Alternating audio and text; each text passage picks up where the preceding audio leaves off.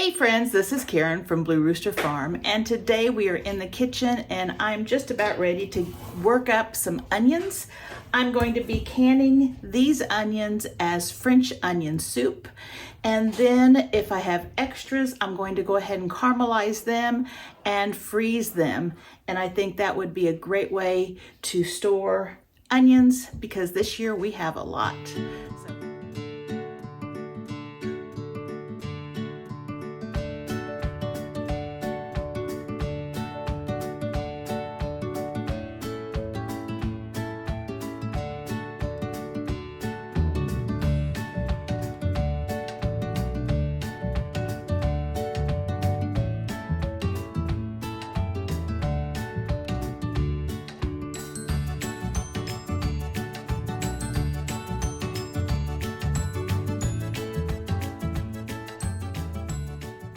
Thanks for sticking around. Well, like I said at the beginning, we're going to be making some French onion soup. And the recipe that I am using is coming from the all-new Ball Book of Canning and Preserving. And I just purchased this book last year. And I think it was closer to the end of the harvest season. And so I don't know that I've made anything out of here yet, but there are some good recipes. And this one is one of them. I've seen several people on different videos making this one, and so I'm excited to try this. This is a safe and tested recipe. I know there's a lot of other recipes for French onion soup that are out there for canning, but this is the one that is considered safe, if that matters to you. And so I am going to be, first of all, getting all of my onions cooked up. Now, I plan on making a double batch of this because one batch makes 4 quarts and I'd like to have a canner full. So I'm going to be making a double batch, and then we've already got these onions cleaned. Andy cleaned all of these for me and took off the outer skins and the tops. And so I am going to be slicing them in the food processor, and we're just going to get a nice even slice. And then we're going to be putting them on the stove and just adding a little butter, even though butter is considered dairy and it's not usually safe to can. Because it's in such a small quantity, it will be fine. Again, this is a tested recipe. So I've got my onions set, and now I've got to slice them up. Now this year we had just a huge crop of onions, and which is great, which is really great. Now several of them started to bolt, and when I say bolt, that means they started to bloom. And with an onion that starts to bloom, they're perfectly fine to eat, but they're not going to store very well. They're going to start getting soft in the middle a lot quicker. So I've gone through and chosen some of those, and these onions are just such nice sizes. I mean, there's some that are out there that are even bigger. In fact, I'll put a little picture or video right here or right here, one of those places, and show you one of the piles. We had 2 piles of onions, and this is just one of them, and they were both equally large, but they are outside right now in the shade, and we're trying to dry them out, but because we have so much rain right now and so much humidity, it's going to take a while for that to happen, and we might end up bringing them in. Last year we brought them in and set them on the floor in our sunroom. This year we have way too many. They won't fit on that floor, but it does cause the house to smell like onions, and you can't use that room because you can't walk in there. So this year we decided we'll set them out in the shade and let them kind of dry out there, and so hopefully we can get them cured and brought back in. So let me get started. Let me get my food processor going. And I'm just using a food processor. You can use just a knife and slice your onions. But when we've got a food processor, we might as well use it, especially with this large of amount. And I hope I don't start crying. Hopefully we can get this done quickly and it won't cause tears to come to my eyes. So this is an older version of a KitchenAid processor. It's a Pro, so it has a really huge capacity. Also, the blade on the slicer adjusts, so I can adjust the slice, how thick I want it. And so that's what I'm going to do. And we're gonna see what we want these to look like. So I'm going to feed them from the chute at the top. Let's see if I can get this on. There we go. And I am gonna get a knife because I will have to cut them in two. Okay, so for this recipe, if you're making a single batch, which is 4 quart jars, you will need 4 pounds of onions. I'm doing 8 quart jars, so I'm doubling it. And so I need 8 pounds, and I have weighed this right here, and it's just a little over 8 because I will be taking some pieces off still. Then this right here is what we have that we've gone ahead and cleaned, and these I'm going to turn into caramelized onions, so I'll go ahead and process those too, but I won't be canning those, I'll be freezing those. So let's see here, pull this off. Let's just see what size thickness we want. And this one looks good. Okay. Of course, we have our safety settings. We have to have that on. And then I am going to adjust this.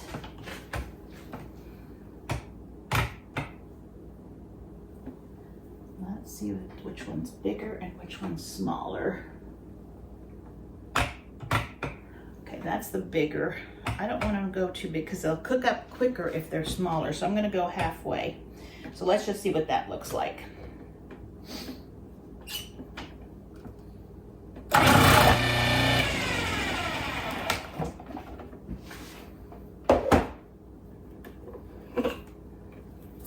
Oh yeah, that looks perfect. So there is the slice size that I'm going to go with. And so we're going to slice these up really quick.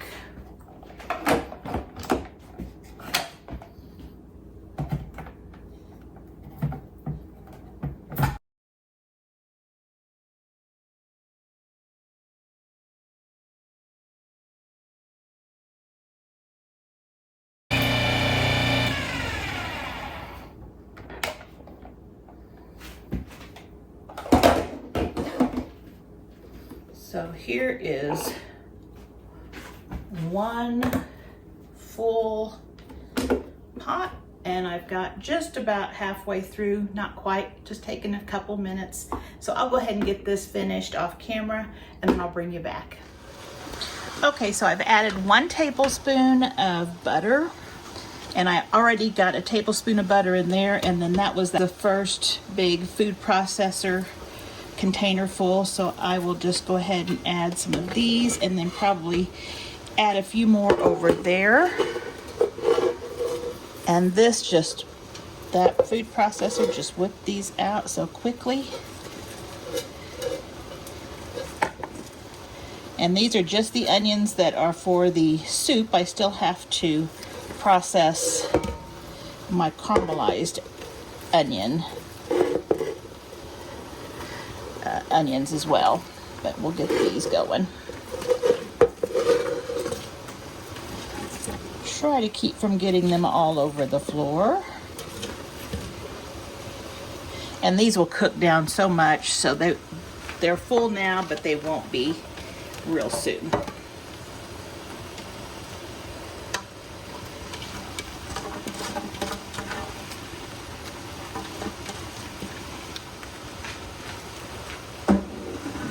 Then I want to add 1 tablespoon of salt, and I'm using canning salt. You can use canning salt, sea salt, or kosher salt. Regular table salt isn't recommended since it does have anti-clumping ingredients in it, and also it sometimes has it's iodized, and it will make your product cloudy. Doesn't look as good. So let's just get these stirred around. We're going to put the lid on, and we're going to let them cook down with the steam I also have it up medium high right now, but I will turn that down if I find that it's browning too much, burning. So let's get the lid on these.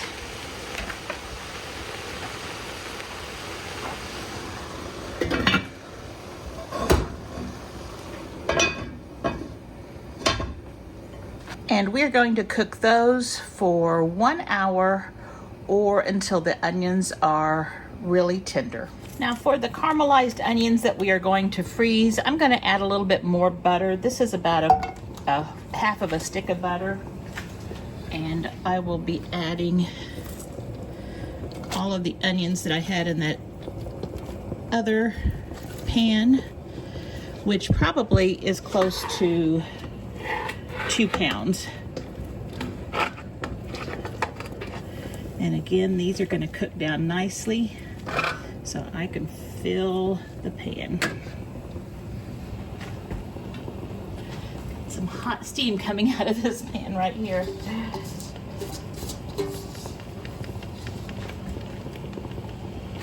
And again, I'm going to add about a tablespoon of salt. And I could use any kind for this because this is going to be frozen. I'll just use my canning salt since I have it right here.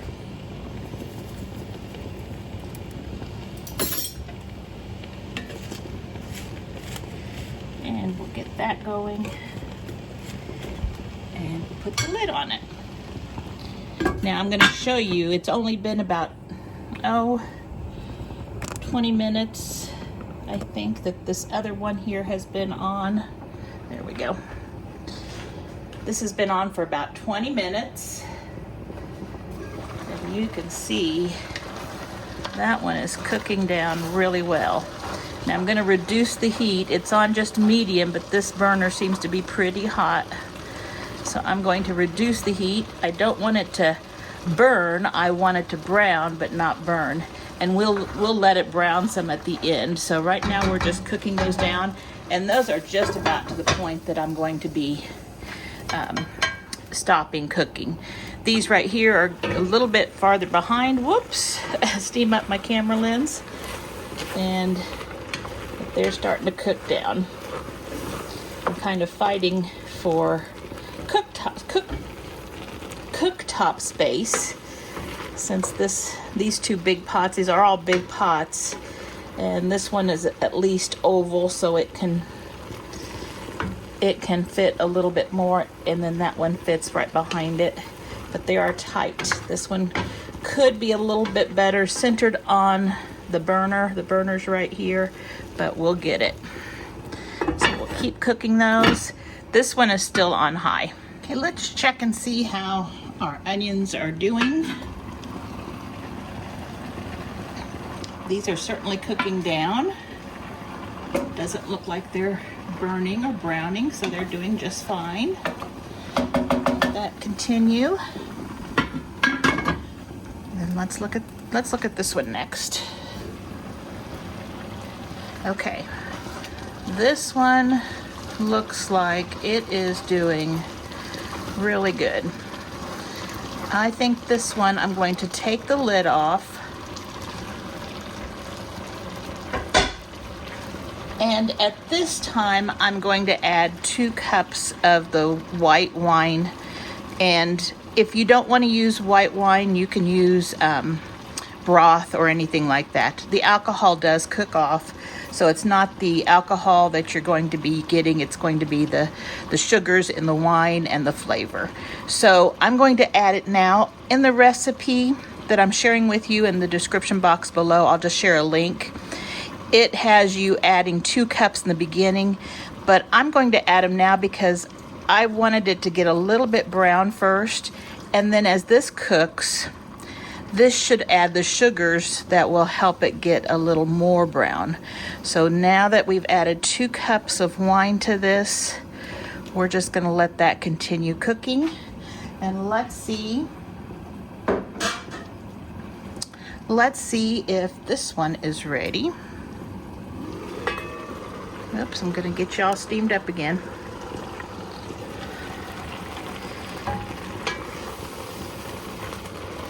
Yeah, those are getting nice and soft. See where it's dry, they start browning, but because there's liquid in there, they are still just cooking. And I have some bigger pieces in there that look like they could cook just a smidgen longer, not much. And then we'll add the white wine to this one. So let me put the lid back on that one and let it keep cooking. And then I'm just going to let these continue to cook. All right, this one's looking really good over here, and I had to taste it, and it is absolutely delicious. And we don't even have the beef broth in there yet, and some of the seasoning. So let's get this one stirred.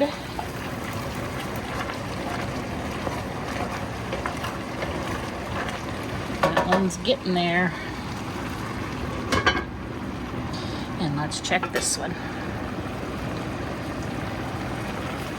Okay, this one is ready for the wine now. I am dividing it up, and even though the recipe says to add part of it at the beginning, I like to go ahead and get them cooked, and then when I take the lid off, add it, and those sugars will cook down and hopefully help to brown it. And that will also help get that good stuff right there off the pan. That will give us some nice color. So I'm going to continue cooking them. I just moved these two pots, that way this one can cook a little more evenly and we can see this one a little bit better. So this one is at the point where we need to add the rest of our white wine. So let's just add a cup, and this is just 2 cups in here, so I'll just split it up. That looks good. And while this is pulling off all those bits on the sides, we're going to add a teaspoon of pepper. And if you like pepper a lot, you can add more. And then we're also going to add a teaspoon of dried thyme. And if you don't like dried thyme, you don't have to add it. And let's give that a stir.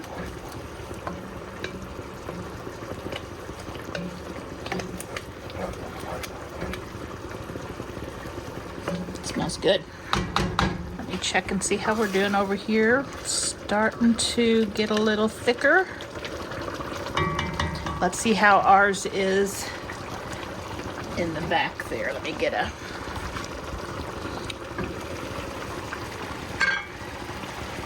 That looks good. And that one's getting some nice brown bits at the bottom. Okay, I'm just going to let this one go without the lid. And boy, that looks good. Now this one is just going to be our caramelized onions. And so we don't have to add anything else to this one. We just got the butter. I think I will add a little bit of pepper.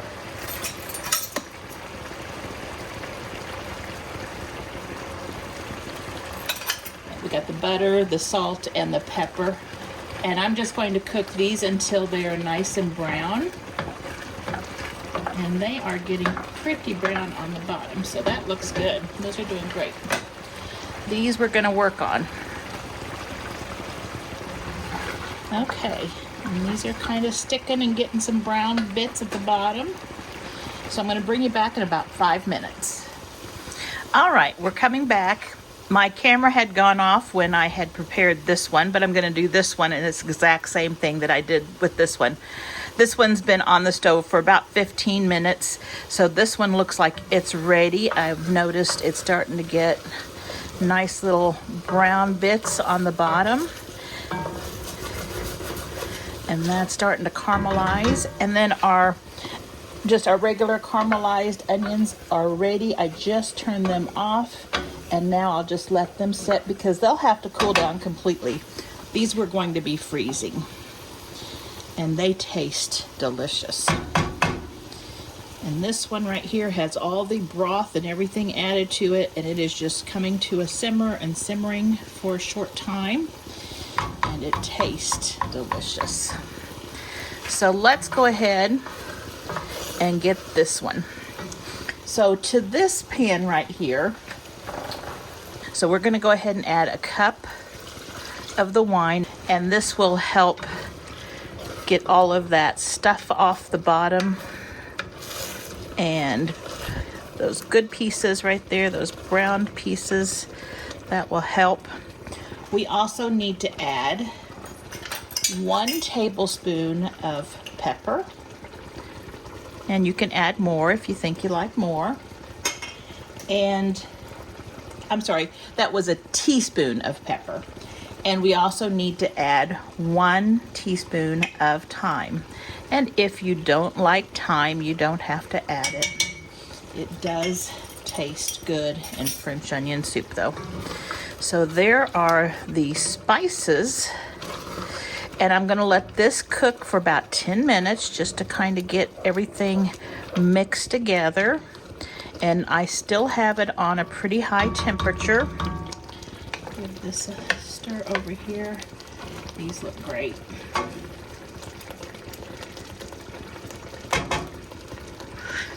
Okay, so I will bring you back in about 10 minutes and we'll be adding the broth. All right, now we're ready to add the rest of the ingredients to this pan right here. And if you remember, we made beef broth probably a month or 2 back, and I'm using some of that, and I'm using 1 quart for each of our pots, and each recipe calls for 3 quarts. So this is 1 quart. And then I'll use just store-bought broth for the other 2 quarts because I don't want to use up all my good bone broth. So the 1 will taste really good in there, and then these will be fine.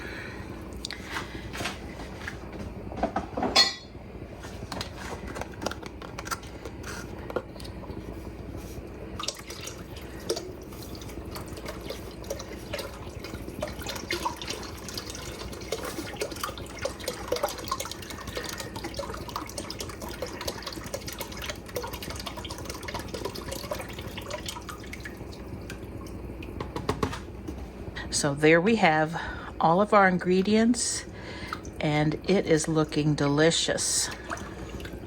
So what I'll do is I'll just let this cook up, just come to a nice boil, and then I'm going to simmer it just for a short time until all the flavors meld together, and then we'll be canning it up. So I'll bring you back when we're ready to can this up. Okay, I've got just a few minutes before we start canning up our soup. And before we do that, I want to talk a little bit about pressure canning.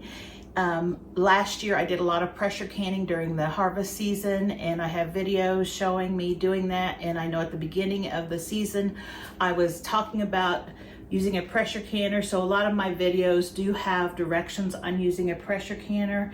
But since this is the first one of this season, I want to go ahead and talk a little bit about pressure canning. Now, you've seen me using my steam canner, and that's water bath canning. You can do that with foods that are high acid.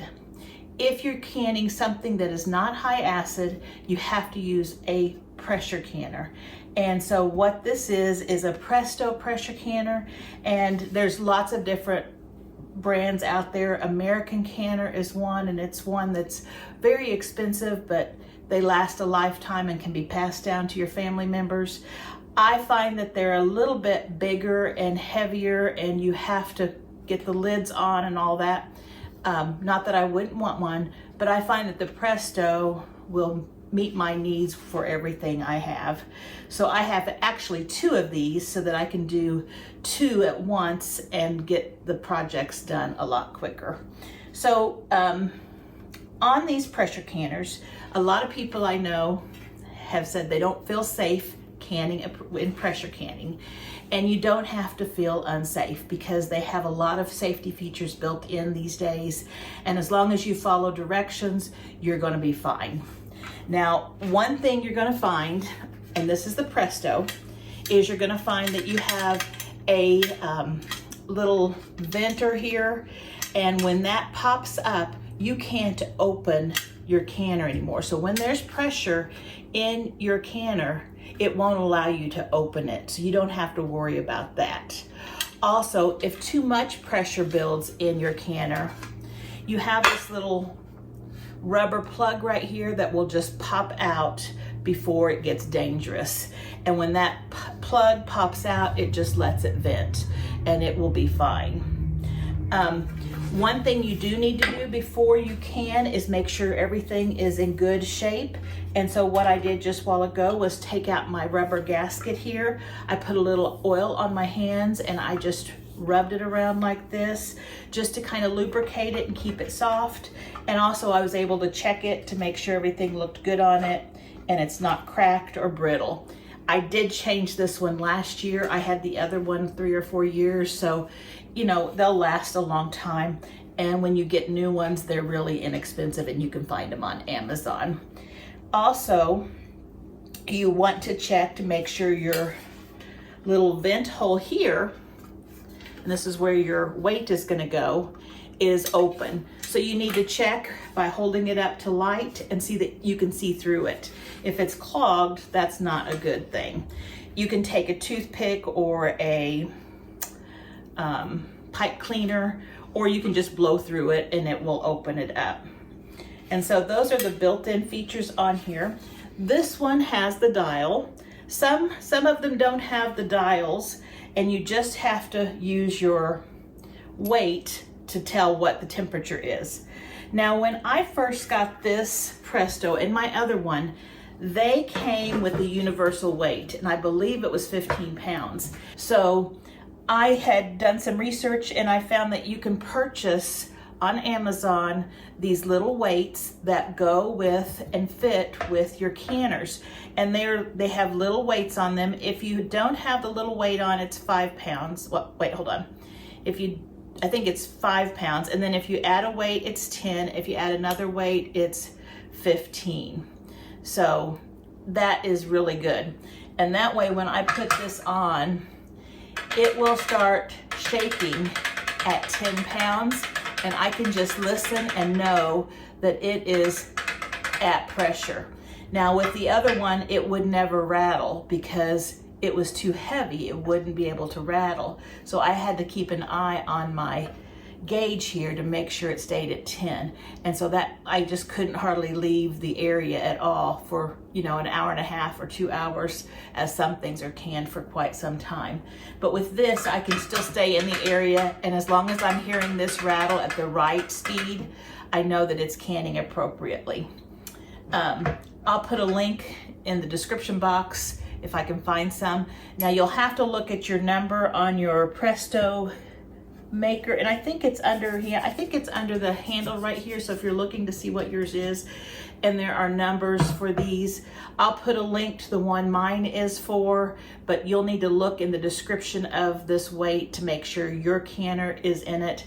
And if it's not, you know what it looks like, so you can go and search in the other ones. There's several different kinds, but these are really good. And I've been using them for years now. So anyway, that's the basic part of the canner. Now, what you're gonna do is you have a tray, and you always need to use the tray. And I've already got my water in here, so it's wet. And so you'll have a tray, and you always need to have that at the bottom. Then you're going to determine whether or not you're going to be putting your jars in hot or cold. Since my soup is hot, it's going to be hot going into hot. So I need to get this on the burner and get it up to heat so that when I add these, the temperature is the same. And that way I won't have cracked jars. And it doesn't take long to heat up, because unlike a water bath where you have to fill the pan up, this one you only have to have so many inches on the bottom. I used 3 quarts, which looks like about 2 inches or so on the bottom. So read your directions for your canner, and it will tell you how much water to add. And some of them even have lines on them so that you can determine where to fill it up. But mine requires 3 quarts, and you just want to make sure you use enough because you don't want it to run dry during your canning process. And you don't want to have too much water in there either, because that will affect your canning too. So I've got my water in there. What I'm gonna do is I'm gonna take this over to the stove when I get my soup, and I'm gonna put it on the heat, and I'm gonna start getting it hot. Then after I get my jars filled, I'll get the lids on, I'll get the rings on, and they're gonna be hot. I will take them over and place them in my pressure canner. And then I will close the lid, and you'll close it by matching up. It tells you how to do it on here. You'll start where the arrows are and match up the arrows. And I've lost my little sticker, so I think it's this one. Yeah, so you'll have an arrow here and you'll have an arrow on your handle. My handle doesn't have the arrow anymore, so I have to check both of them. And then you'll set it down, and then you'll slide it tight, and it should seal then. Then you're gonna keep the heat going at a high temperature, and this won't be on yet. You're going to turn it to medium high, and you're going to start getting it really hot in there. And as it gets hot, it's gonna start venting, and when you see that vent, that airstream coming out of that vent, you are going to start timing, and you're gonna let it vent at a good speed for 10 minutes. That is just getting all of that out of there and making sure that you have hot air throughout. After 10 minutes of venting, you're gonna take and place your weight on your vent. And nothing's gonna happen yet. It's just gonna sit there. Your dial will slowly start going up. If it doesn't start going up, that means it's not sealed. Something is not sealed. Either your vent hole here or your seal here isn't sealed, but it should start going up. I know whenever I had the problem with this plug right here, I couldn't get it to go up very high. It was coming out right here. So that's just something, if yours is older, to watch for. And so it'll go up, and then when it reaches the pounds that you need to can at, -10, I will start timing. And this recipe needs to be canned for 1 hour and 15 minutes for quart jars and 60 minutes for pints. So I will start timing once it's at 10 pounds. And when it's at 10 pounds, if you have a weight that's a 10-pound weight or the right weight for your altitude, it will start doing this, because it's telling it that we need to let some air escape, and that's letting some of that steam escape when it rocks. And if it's going too fast, you might turn your heat down a little bit. I usually, once I put this on, will turn my heat down between low and medium. And you'll find that sweet spot on your oven or your stove, and you'll know where to turn it just to keep it maintaining its 10 pounds or whatever pounds of pressure you need. And so once you get that rocking, adjust your temperature, make sure it continues to rock the whole time, and time it for that hour and 15 minutes. And then once the time is up, you're going to just turn off your stove. You don't want to do anything else, just turn it off. Don't touch your pressure canner. So once it's set, the pounds of pressure will go down to 0. This right here in the back, this locking mechanism, will drop down. What I'll do is I'll let it set for about 10 or 15 minutes. Then I will take this off just to make sure there's nothing in there. If something starts coming out, I'm gonna close it back up because I don't wanna change the pressure in there real fast. It shouldn't have anything in there if it's gone to 0 and you've waited 10 or 15 minutes. After I open it up, and make sure nothing's coming out. I will then open the canner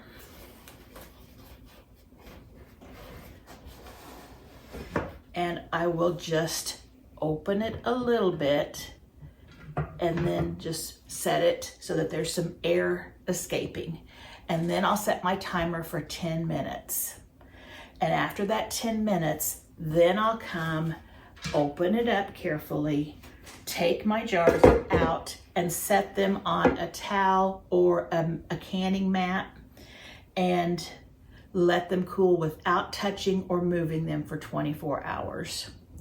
Now, if you notice during that time that there are jars that haven't sealed, those will either need to be reprocessed or they need to go in the refrigerator. They won't be shelf safe. So that is how I can, oh, and after they've set for 24 hours, I take the bands off. It's recommended that you remove the bands.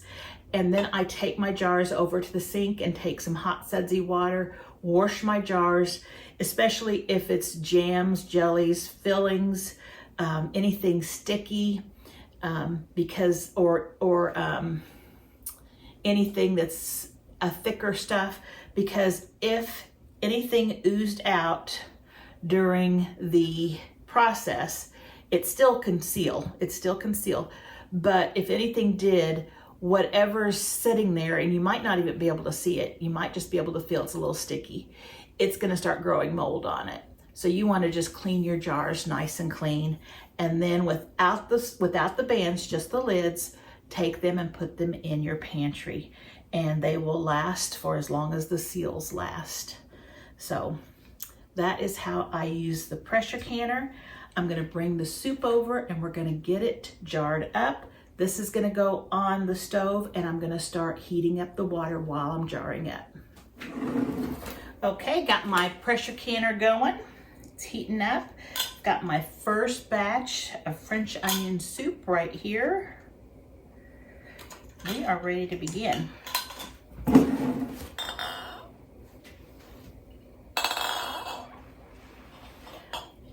Get you centered there. All right. So make sure you have clean jars. You don't have to sterilize them. And let's see, we're going to fill these to 1 inch headspace. And this just looks so good. And as I'm scooping, I'm just going from the bottom up. That way I get the same amount of juice and the same amount of broth, so it will equally disperse between all of the jars.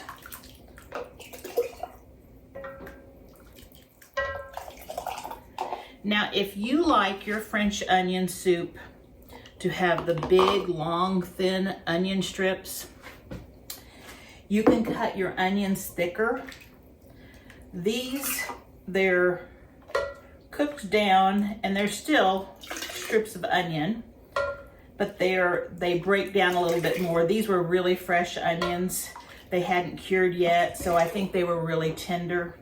Also, I could have probably cut them a little thicker, but we like it this way. I don't like to have to chop or break apart my onions when I'm eating French onion soup. This is going to be perfect. Now I will top off these jars in just a minute. I'm just filling them almost to 1 inch headspace. But I noticed that our caramelized onions that I just did for caramelized onions really cooked down. They are absolutely delicious, but they just really lost a lot of their texture. But it's okay, because what I would like to use them for would be like pizzas and sandwiches, burgers, things like that. And I think they'll be perfect for that. Again, this soup is boiling hot, so be very careful. Also, this soup is great if you're putting a roast in the crock pot. Add 1 quart of this soup and it is delicious. It will make great broth. Also, if you do like roast sandwiches, this is great for dipping. It's a great dipping sauce. I think you'll find lots of uses for this. It is also a great base for just any soup if you're making any soup and you need to have something with lots of flavor for the broth. This is perfect. Let's see, I think I'm gonna go ahead and put this up to 1 inch. And it looks like we're gonna get exactly pretty much what they told us. It looks like 4 quarts per batch.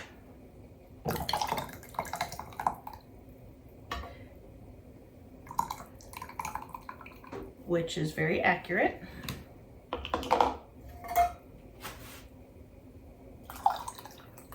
And if we have a little bit left over, we can have some for dinner tonight. Okay, so let's go ahead and finish these and get these ready for the canner. So what I've got them up to about 1 inch.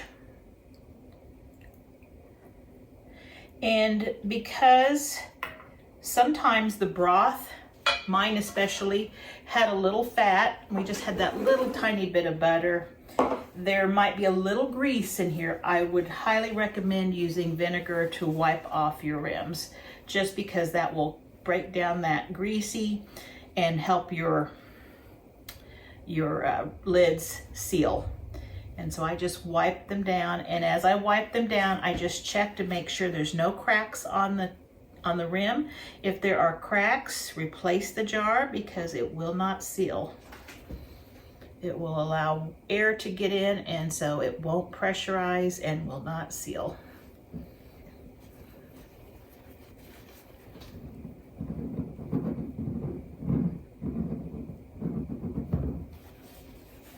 Okay, so then again, these were clean jars.